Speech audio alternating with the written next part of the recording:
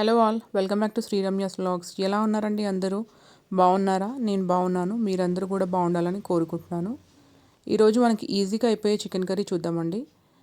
ఇది ముందుగా chicken 1.5 kg ఉంటుంది. ఇది మంచిగా కడిగి పెట్టుకోవాలి ముందు. తర్వాత దీంట్లో ఒక 2 టీ స్పూన్స్ కారం పొడి వేయాలి, 2 టీ స్పూన్స్ ఉప్పు వేయాలి, 1 టీ స్పూన్ ధనియాల పొడి, 1 టీ స్పూన్ పసుపు, ఒక 1.5 to 2 టీ స్పూన్స్ అల్లం వెల్లుల్లి పేస్ట్ వేయాలి. తర్వాత ఒక 1 ఫుల్ కప్పు పెరుగు పడుతుందండి. దీంట్లో గ్రేవీ కన్సిస్టెన్సీ రావాలి కాబట్టి. తర్వాత ఒక 1 టీ స్పూన్ గరం మసాలా పొడి. ఇవన్నీ వేసి ఇది మంచిగా కలపాలి. ఇది కలిపి ఇది మ్యారినేట్ చేసి పెట్టుకోవాలి. కనీసం 1 hour అన్నా ఉండాలి దీంట్లో.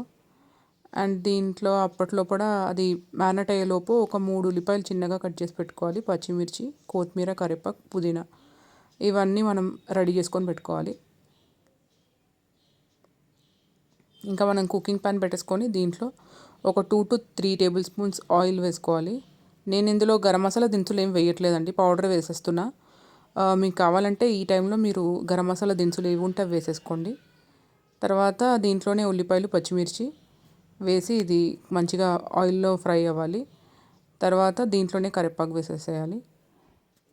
ఇవన్నీ కొంచెం ఆయిల్లో ఫ్రై అవ్వాలి.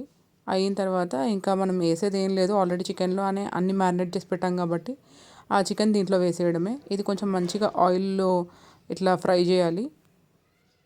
తర్వాత దీని మీద కొంచెం కొత్తిమీర, పుదీనా వేసి ఇది ఉడకనివ్వాలి. ఇది వాటర్ ఊజ్ అవుట్ చేసి తర్వాత ఇది ఉడుకుతుందండి. ఉడికిన తర్వాత ఇంకా దించే ముందు అది చెక్ చేసుకోవాలి ఉడికిందా లేదా. దించే ముందు కొంచెం 1 టీ స్పూన్ ధనియాల పొడి, 1 టీ స్పూన్ గరం మసాలా పొడి వేసాను అండ్ డిష్ అవుట్ చేసేసాను.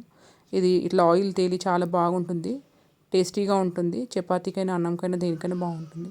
ట్రై చేసేయండి.